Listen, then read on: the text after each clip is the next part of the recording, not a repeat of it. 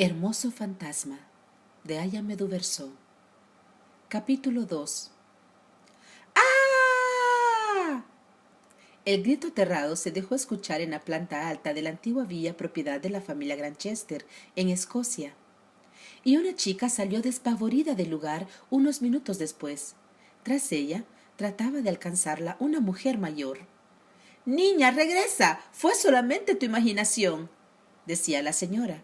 Con esto logró que la aterrorizada joven detuviera su loca carrera para dar la vuelta y volver sobre sus pasos, solamente para seguir gritando y manoteando histérica. «¡No estoy loca! Yo lo vi con mis propios ojos allá arriba», y señalaba con insistencia su ojo derecho con el índice también derecho. «Era ese muchacho apuesto de la pintura de la galería de fondo. Estaba ahí parado, recargado como si nada en el marco de la puerta de la sala de música, y hasta con los brazos cruzados. Me miró con esos fríos ojos y sonrió, burlándose de mí». Del escalofrío que la recorrió, se frotó los brazos mirándose la ventana del lugar mencionado. «¿Pero qué dices, escuincla? Ese joven se fue de Inglaterra y murió cuando yo ni siquiera había nacido.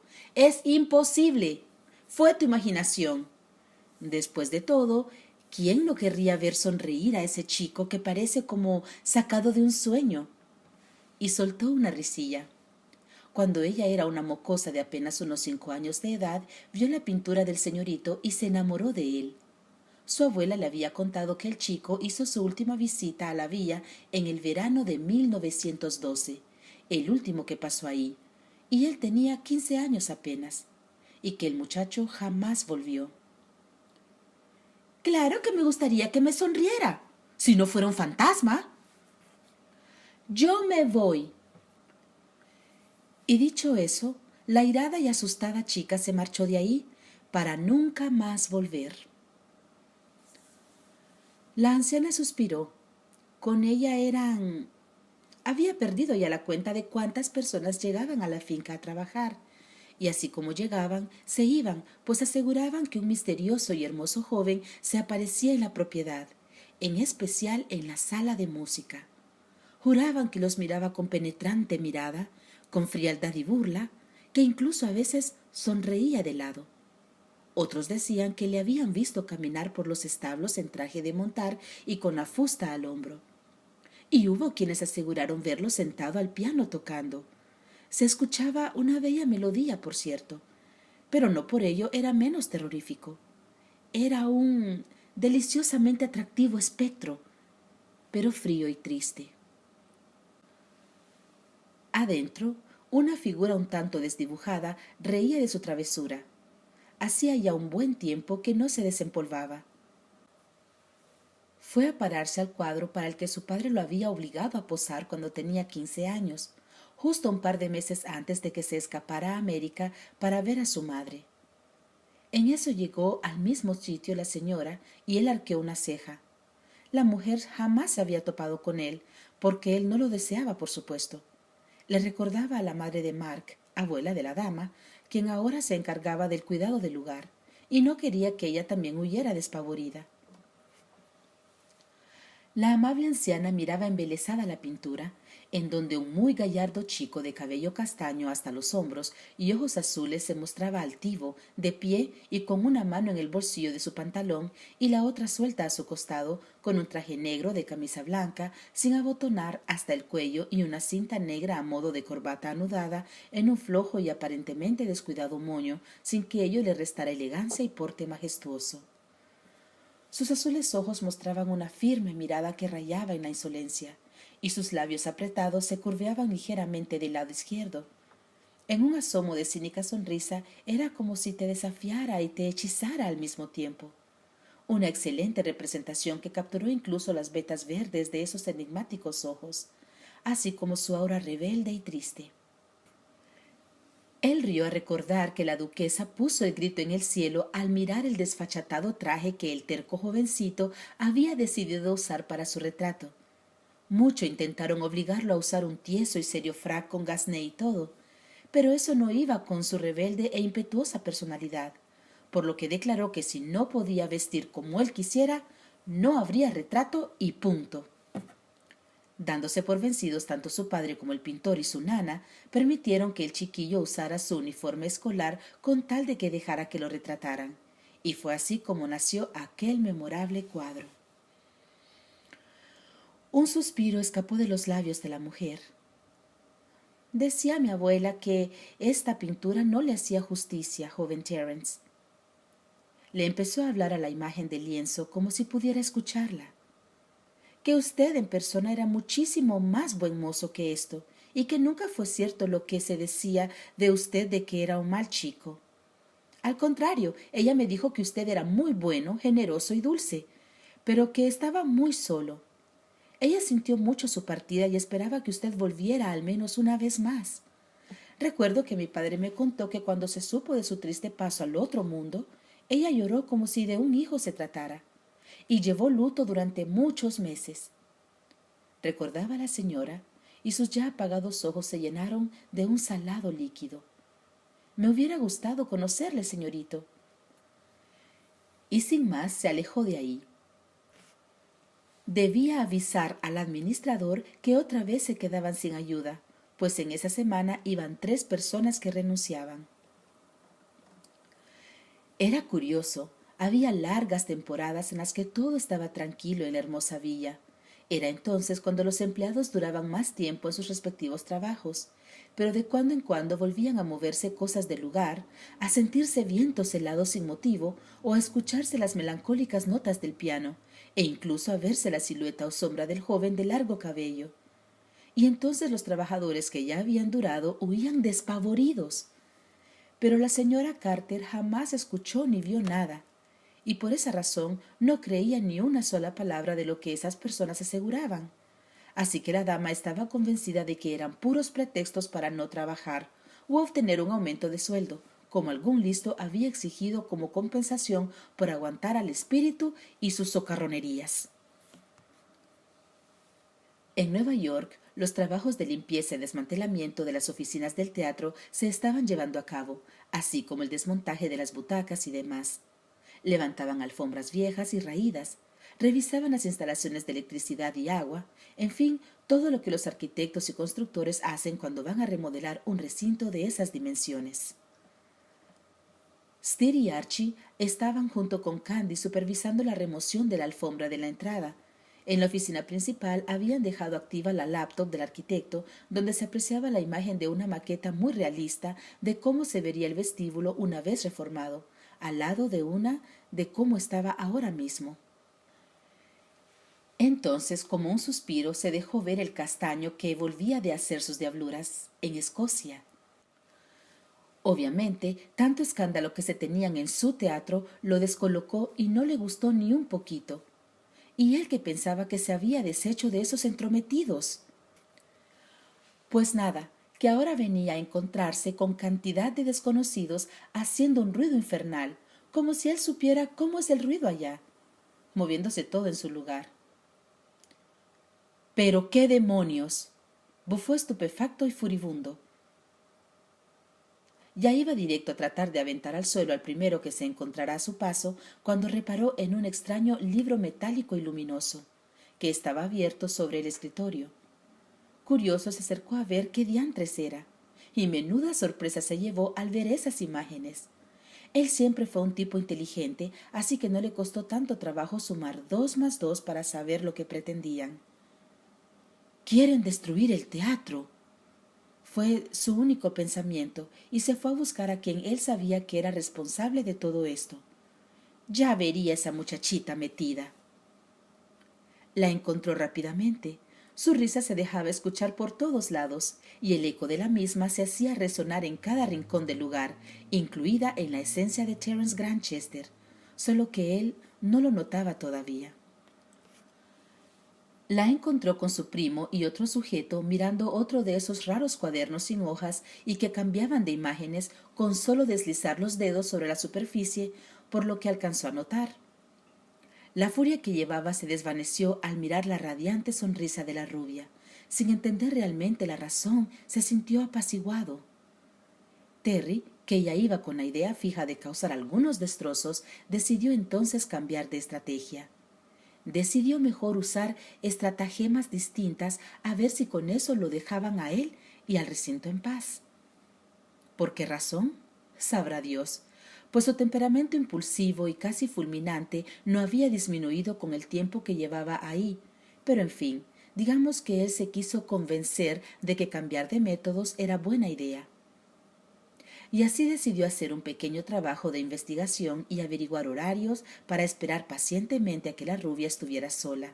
Al parecer ella mandaba, por lo que lo único que tenía que hacer era hacerla desistir de destrozar el Winter Garden. Sencillo, ¿no? Nunca ninguna chica pudo resistir sus encantos. Efectivamente, luego de un par de horas, Candy se fue a la oficina principal seguida de Alistair, pero él se retiró después de media hora, dejándola renuentemente sola. Vamos, Steer, no te preocupes, no va a suceder nada. Ella le sonreía encantadora, pero un tanto exasperada porque el joven no terminaba de irse. Pero, Candy, este lugar es enorme y viejo. Es peligroso que te quedes sola. Además, ya ves que de pronto se caen las cosas. ¿Qué tal que te aplasta algo? Y nosotros ni cuenta, decía cómicamente angustiado el pelinegro. Vamos, no seas alarmista. Esas cosas que se han caído es porque, como dices, aquí todo está muy viejo. Le guiñó un ojo y casi lo sacó a empujones. La verdad es que tenía ganas de recorrer a su entero gusto y paciencia el lugar. Ella gustaba mucho del teatro y realmente era la razón de haber adquirido este.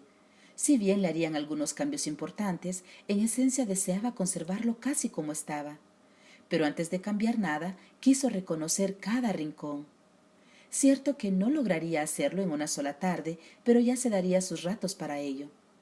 Resuelta se dirigió al área tras bambalinas, en donde se dedicó a admirar los restos de escenografías que aún había ahí, y pasando delicadamente los dedos sobre algún mueble o decoración, sonreía con melancolía. Entonces llegó hasta ella, como llevado por una ligera brisa, un sutil aroma a maderas y lavanda. Levantó la vista y, al no distinguir a nadie, tuvo que virarse, y ahí a sus espaldas encontró al hombre más atractivo que hubiese visto en su vida. Alto. Según sus cálculos, mediría 1,85 m más o menos. Atlético, de blanca piel y con cabello castaño hasta los hombros, así como una enigmática presencia y mirada. Con ropa algo anticuada, eso sí, pero no dejaba de ser impactante, tanto que la chica por unos segundos se olvidó que se supone que estaba sola y se dedicó a admirar semejante aparición celestial. Cuando él le mostró una mueca con algo parecido a una sonrisa, ella se quedó atarantada, y entonces él le preguntó con singular descaro si ya había concluido su inspección de su persona. «Dios mío, qué voz tan maravillosa», pensó la joven, pero luego reaccionó al verlo dar un par de pasos hacia ella. «¿Quién es usted y qué hace aquí?». Se las arregló para encontrar su voz, aunque ésta salió casi en un susurro tímido. Es que verlo moverse era otra cosa. Parecía un príncipe con ese andar majestuoso y seguro. Él sonrió ahora sí, y ella se quedó lampareada, tonta, babeando, pero se contuvo bien de demostrarlo. Era tanta su impresión que dio un paso hacia atrás. «¿Está usted bien, señorita?», cuestionó el hermoso joven al verla pálida. «Disculpe, no es mi intención asustarla. De veras que todavía no». Y avanzó más hacia ella hasta quedar a algunos metros de distancia. «Estoy bien, es solo que no ha respondido a mi pregunta», atinó a contestar la rubia casi sin aliento, pues de más cerca el tipo era más impresionante todavía. Se fijó bien y se dio cuenta de los bellísimos ojos del caballero, azules como el mar. Al menos eso parecía desde donde ella estaba. Él arqueó una ceja, pues esperaba que con sus despliegues de galantería la muchacha se olvidara de eso. Generalmente, con una sola sonrisa suya, las mujeres quedaban en estado de shock y se olvidaban hasta de respirar. «Cierto, perdón por mi descortesía. Soy Terence Grantchester. A sus órdenes, señorita». y se inclinó en una elegante reverencia que extrañó bastante a Candy. ¿Y usted es? Fue su turno de preguntar, aunque ya sabía claro, era mera cortesía. Candice Handley, le informó de inmediato y le extendió la mano para saludarlo. Pero él volvió a sonreír amplio, mirándola con sumo interés, surtiendo el efecto deseado, pues ella se quedó como adolescente frente a su ídolo, sonriendo embobada. Pero puedes llamarme Candy, agregó para su propia sorpresa. ¿Qué rayos te pasa, Candice? Pero puedes llamarme Candy, tarada, se repitió mentalmente la chica. Él se sorprendió también de la transparencia y confianza de la chica, que lo tuteaba sin empacho alguno cuando apenas habían cruzado un par de frases. En ese caso, tú puedes llamarme Terry. Mucho gusto, Candy, correspondió él y se movió hacia el escenario. Es un hermoso lugar este, ¿no crees? Sí que lo es. Maravilloso, diría yo. La pecosa trató de acercarse, pero él se volvió a mover de su lugar para llegar al otro extremo e inspeccionar alguna tontería. Te has quedado sola aquí, afirmó. Dicen que en este lugar habita un espíritu. ¿No te da miedo? Quiso investigar un poquito, con curiosidad y algo de diversión, y bajando su tono de voz una octava. Ella soltó una risita que a él le sonó como campanillas tintineando suavemente en sus oídos. Jamás había pensado eso de ninguna chica. No me digas que tú también crees en esas cosas. Lo miraba expectante. ¿Tú no? Y se recargó en un extremo, cruzando los brazos y mirándola suspicaz. Claro que no. Los fantasmas no existen, alegó ella, levantando la nariz en un simpático y altivo gesto. ¿Estás segura? Fue un susurro que llegó a rozar la delicada piel del cuello de la señorita Handley, tan lejano que no estuvo segura de haberlo escuchado realmente, pero que sí logró erizarle la espalda. Parpadeó perpleja, pues el extraño visitante ya no estaba en donde lo había visto hacía un par de segundos. Ahora estaba sentado en la orilla del escenario, con las piernas cruzadas como en la posición de flor de loto. Disculpa, dijo ella, queriendo confirmar si había sido él quien habló. La inocente mirada que recibió como respuesta la instó a afirmar. Oh, es que creí que habías dicho algo. Él la observó desde su lugar. Era menuda, esbelta y con las curvas bien puestas en donde deberían estar. Usaba ropa rara para su impresión, pues llevaba pantalones azules, una blusa verde pálido tipo camisa con mangas 3/4 y unos extraños zapatos blanco con azul cerrados y atados con cintas. Eran unos tenis. Pero no por ello dejaba de ser hermosa, con esos rizos rubios enmarcando su precioso rostro de marfil, de mejillas sonrosadas y labios jugosos. Y esos ojos verdes, tan verdes y expresivos, enormes y bellos. Se levantó de su lugar y se aproximó un poco sin dejar de observarla, cosa que intimidó un poco a la hermosa joven, que se frotó el brazo izquierdo sonriendo nerviosamente. Tal vez no debería ser tan escéptica, señorita Handley. Le guiñó el ojo. ¿Quieres dar un paseo por el teatro? La invitó con su voz grave y sensual. Esto hizo que ella se estremeciera. No decidía si por susto o por emoción, pero prefirió declinar. Me encantaría, pero es tarde. Debo volver a casa, afirmó no muy convencida. Oh, entiendo. Tal vez otro día. Lo dijo de forma estudiadamente casual. Hasta pronto entonces, Candy. Y se empezó a alejar con pasos calmos, levantando la mano a modo de despedida. Claro, hasta pronto, Terry, aceptó ella suavemente. Luego él desapareció de su campo visual. Candy no supo cómo. Estaba como despertando de un sueño, pero sabía que no había estado dormida. No había rastro del apuesto joven, ni siquiera un ruido. Solamente alcanzó a percibir otra vez ese sutil aroma.